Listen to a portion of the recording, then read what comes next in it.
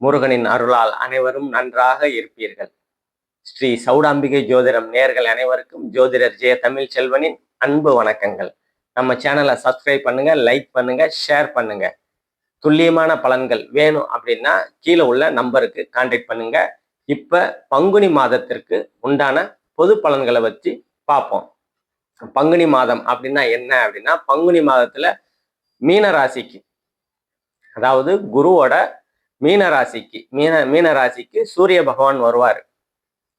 அதுதான் பங்குனி மாதம் அப்படின்னு நம்ம சொல்றோம். அதே மாதிரி இந்த மாதம் பங்குனி உத்திரம் அப்படின்றது சிறப்பு. அதாவது பங்குனி மாதத்துல உத்திரம் நட்சத்திரத்துல பௌர்ணமி அடைவாரு. அந்த முருகப்பெருமானுக்கு ரொம்ப உகந்தது அப்படின்னு சொல்லுவோம். அந்த பௌர்ணமி ஏப்ரல் 1ஆம் தேதி நடக்குது. அந்த பௌர்ணமி தனி சிறப்பு. அதாவது பங்குனி உத்திரம் அப்படின்றத ஒரு தனி சிறப்பா இருக்கும். குரு பகவான் மிதுனத்துல இருப்பாரு. கேது பகவான் சிம்மத்துல இருப்பார். கேது பகவான் சிம்மத்திலையும், செவ்வாய் கும்பத்துல ஒரு 17 நாளும், மீனத்துல ஒரு 13 நாளும் செவ்வாய் இருப்பாரு. அதே மாதிரி சனி பகவான் சுக்கரனோட இணைவாரு. சுக்கரன் 10 நாள் மீனத்திலையும் 20 நாள் மேசத்திலையும் இருப்பாங்க. அதே மாதிரி புதன் 25 நாள் கும்பத்துல இருப்பாரு. ராகுவும் கும்பத்துல தான் இருப்பாங்க. இப்ப ஒவ்வொரு ராசிக்கும் உண்டான பொது பலன்களை நம்ம பார்ப்போம். கடகராசி நேயர்களை அனைவருக்கும் வணக்கம். கடகராசிக்காரங்க இப்பதான் அஷ்டமத்து சனி நீங்கி கொஞ்சம் படிப்படியா முன்னேற்றம் அடையக்கூடிய சூழ்நிலைகளே இருக்கிறீங்க. உங்க ராசிநாதன் ஏப்ரல் 1ஆம் தேதி, அதாவது பங்குனி உத்திரம் அப்படின்னு சொல்லுவோம். உத்திர நட்சத்திரத்துல, அதாவது உங்க ராசிநாதன் உங்களுக்கு சந்திரன் வளர்பறையா இருக்கும்போது ஒரு வித நல்லவைகளும், தேய்பறையாக இருக்கும்போது ஒரு வித குறைகளும் உங்களுக்கு வழக்கமா இருக்கக்கூடிய சூழல்கள் தான் இருக்கும். அதே மாதிரி கடகராசிக்காரங்க இப்ப அஷ்டமதி சனியை விலகி இப்ப கொஞ்சம் கொஞ்சமா டெவலப் ஆகிட்டு வர்றீங்க. உங்க ராசிக்கு 12ஆம் இடத்துல இருக்கிற குரு பகவான் அயனசயன போகஸ்தானத்துல இருக்கிறாரு. ஒரு நல்ல விதமான அமைப்புகள். என்ன நல்ல விதமான அமைப்புகள் அப்படின்னா, உங்க ஏற்றுமதி இறக்குமதி வெளிநாட்டு தொடர்புகள்லாம் உங்களுக்கு இந்த காலகட்டத்தில் கண்டிப்பா கிடைக்கும். வெளிநாடு போகணும் அப்படின்னு நினைச்சுக்கிட்டு இருந்தா கடகராசிக்காரங்கள்லாம் கண்டிப்பா வெளிநாடு போய் வரக்கூடிய அமைப்புகள் இருக்கும். அதே மாதிரி 6ஆம் இடத்த குரு பகவான் பார்க்குறாரு. வேலை, சுபக்கடன், அந்த மாதிரி அமைப்புகள்லாம் இருக்கும். அதே மாதிரி நோய் தொந்தரவு, சிறு நோய் தொந்தரவுகளையும் கொடுப்பாரு. கட்டுக்குள்ள இருக்கிற நோய் தொந்தரவுகள் இருக்கத்தான் செய்யும். அது பெரிய விஷயம் கிடையாது. அதே மாதிரி அதனால பெரிய பாதிப்புகள் கிடையாது. சரியா? அதே மாதிரி உங்க 4ஆம் இடத்தை பார்ப்பாரு. குரு பகவான் உங்க ராசிக்கு 4ஆம் இடத்தை பார்க்கும்போது தாயால் அனுகூலங்கள், ஆதாயங்கள், தாய் வழி உறவுகளால் அனுகூலங்கள், ஆதாயங்கள், அதெல்லாம் இந்த காலகட்டத்தில் உங்களுக்கு கண்டிப்பா கிடைக்கக்கூடிய அமைப்புகள் உண்டு.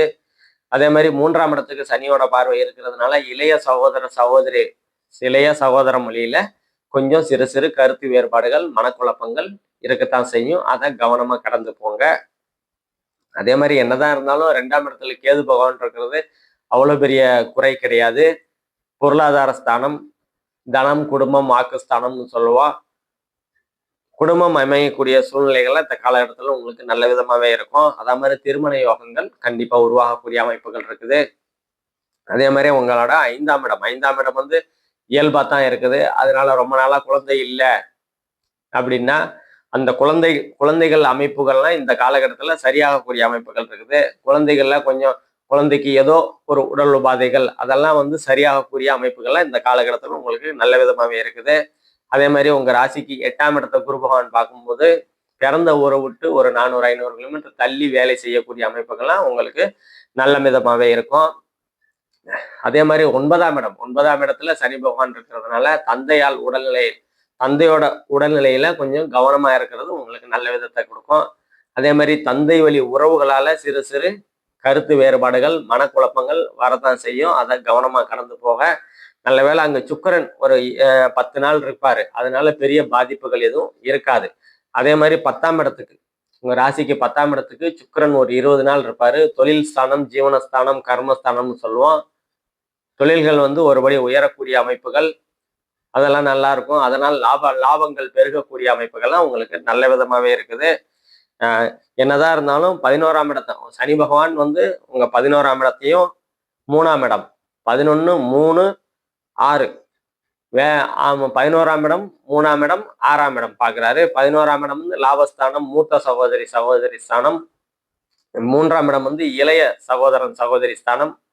அந்த சகோதர அமைப்புகள்லயே கொஞ்சம் பிரச்சனைகள்ல தான் இருக்கும். கொஞ்சம் கவனமா கலந்துக்கோங்க. ஏன்னா செவ்வாயும் வந்து ராகுவோட இந்த காலகட்டத்தில் இணையும் போது சகோதர காரகனும் இணையும் போது மூத்த சகோதரம் இளைய சகோதரனையும் கொஞ்சம் கருத்து வேறுபாடுகள் இருக்கத்தான் செய்யும். கவனமா கலந்து போறது நல்லது. அதே மாதிரி 6ஆம் இடத்துலையும் பார்வை இருக்கிறதுனால வேலைகள் கொஞ்சம் தடைபட்டு கிடைக்கக்கூடிய, ஏன்னா சனியோட பார்வையும் இருக்குது, குருவோட பார்வையும் இருக்குது உங்க 6ஆம் இடத்துக்கு. அதனால வேலைகள் கொஞ்சம் தடைபட்டு கிடைக்கக்கூடிய அமைப்புகள் உங்களுக்கு கண்டிப்பா இருக்கும். இப்ப நம்ம பார்த்தது எல்லாமே பொது பலன்கள் தாங்க. துல்லியமான பலன்கள் வேணும்னா உங்க நாள், நேரம், இடம் இந்த 3ஐயும் கொடுத்தீங்கன்னா துல்லியமான பலன்களை கண்டிப்பா சொல்லலாம். நன்றி, வணக்கம்.